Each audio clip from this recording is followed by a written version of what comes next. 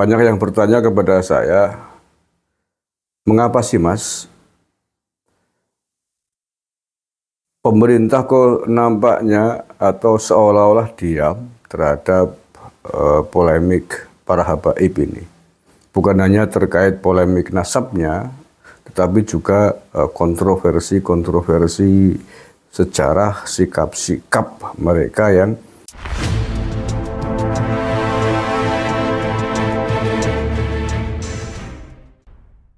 Assalamualaikum warahmatullahi wabarakatuh. Saudara-saudaraku sebangsa setanah air yang saya cintai, saya banggakan. Bertemu lagi dengan saya, Gusmar dari lereng Gunung Slamet di Banyumas, Jawa Tengah. Hari ini Jumat tanggal 27 Oktober 2023. Alhamdulillah, 4 hari kemarin saya berjalan-jalan di Kalimantan Timur di sejumlah titik untuk sebuah misi. Misi apa? Ya, misi kemanusiaan, misi kebaikan insya Allah. Misi demi keutuhan bangsa dan negara, demi keutuhan NKRI, demi kuatnya Bhinneka Tunggal Ika.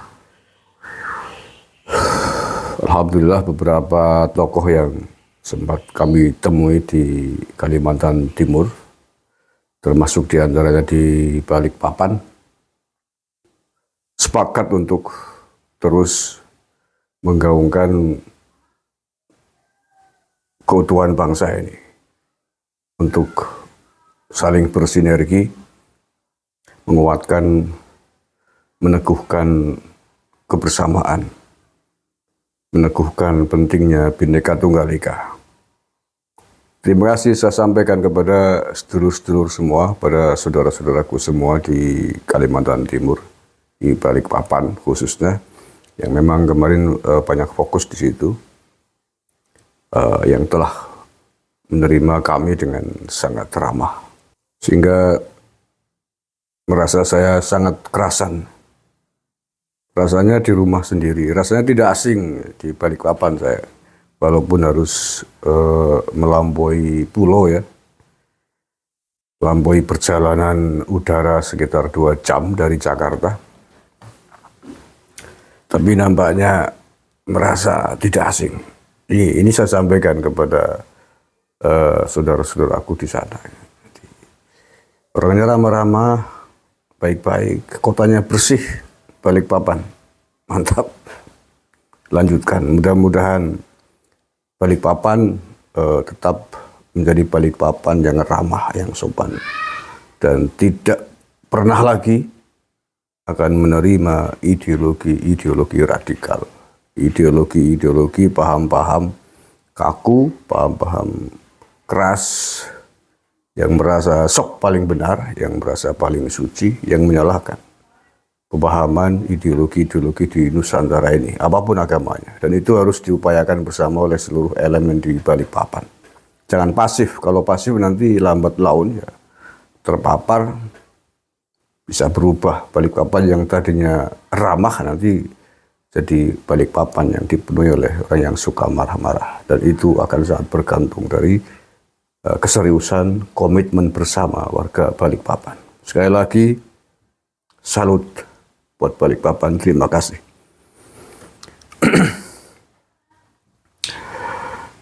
Yang kedua, banyak yang bertanya kepada saya, mengapa sih Mas, pemerintah kok nampaknya atau seolah-olah diam terhadap polemik para habaib ini. Bukan hanya terkait polemik nasabnya, tetapi juga kontroversi-kontroversi sejarah sikap-sikap mereka yang batil, yang tidak sejalan dengan prinsip-prinsip kita berbangsa dan bernegara. Bahkan banyak di antaranya yang sangat destruktif, merusak keutuhan bangsa dan negara, merusak sejarah-sejarah di Nusantara, membelokkan dan memotong sejarah di Nusantara ini. Mengapa kok pemerintah terkesan diam?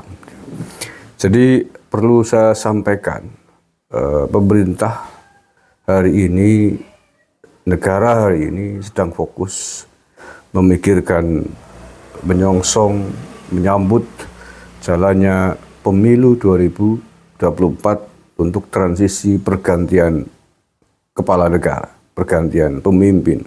Dan ini adalah baranggawe hajat yang super besar yang harus disukseskan oleh kita bersama. Kalau ini gagal ya kacau negara ini.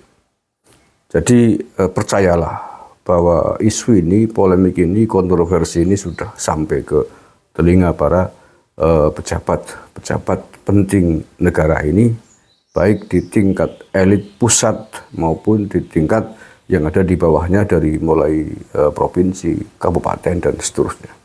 Percayalah mereka sudah tahu, sudah sedang memikirkan, sudah sedang merumuskan bagaimana untuk mensikapi ini, tapi tentu saja tidak dalam waktu dekat ini, tidak dalam rentang menuju Pilpres 2024. Tentu ada skala prioritas yang harus diselesaikan oleh negara terkait semua persoalan yang ada.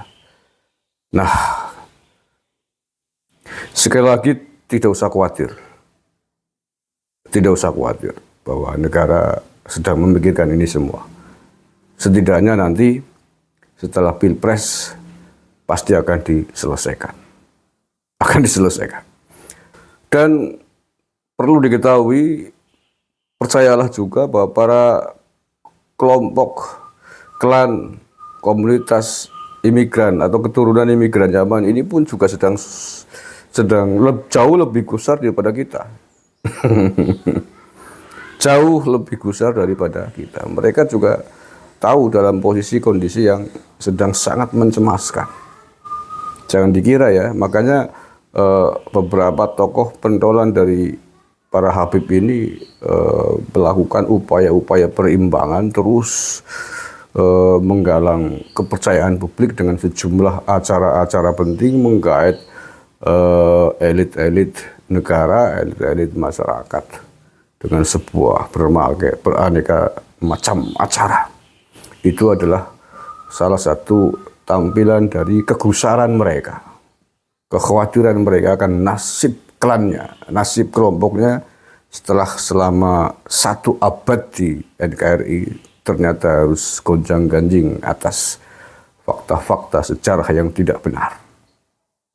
Dan tentu saja mereka juga memanfaatkan momen Pilpres 2024 ini sebagai katakanlah benalu kelompok pengungsi, keturunan pengungsi. Benalu itu pasti akan mencari induk semang, akan mencari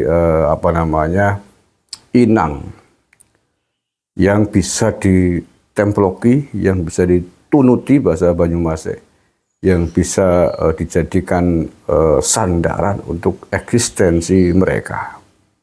Dan tentu saja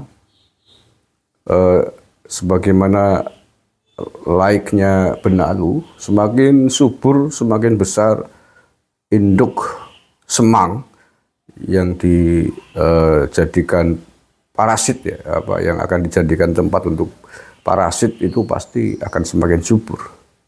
Dan dalam kontestasi Pilpres 2024 ada 3 calon yang akan bersaing. Jangan terkecoh, mereka ada di semuanya. Mereka membagi kekuatan mereka di tiga-tiganya ada. Mereka juga tahu politik. 1 abad di sini pasti juga melek politik. Jangan salah, mereka juga sangat pintar berpolitik, menyusup di relung-relung politik praktis ini. Mereka tidak mau bertaruh hanya memihak satu kelompok saja, satu kekuatan saja, tapi dari 3 kekuatan capres di situ di tiga-tiganya ada semua. Sebagai sebuah ikhtiar upaya mereka untuk tetap mendapatkan induk semang, tetap mendapatkan tempat untuk makan dalam tanda petik ya, dan perlindungan secara politik. Jadi jangan heran kalau di kubunya Anies juga banyak dari kelompok mereka ikut mendukung, di kubunya Prabowo juga ada, di kubunya Ganjar, apalagi jangan heran, jangan kaget. Karena itu adalah upaya politik mereka untuk tetap eksis di bumi Nusantara ini, tergantung kita. Jadi jangan mudah mengambil kesimpulan bahwa oh ini Habib ini kelihatan di kubunya ini semuanya di sana, tidak. Oh ini ada Habib ini di kubunya Pak Prabowo, semua Habib berarti di situ, tidak. Dan seterusnya di Ganjar Pranowo. Apalagi Ganjar Pranowo kan selama 10 tahun memimpin Jawa Tengah.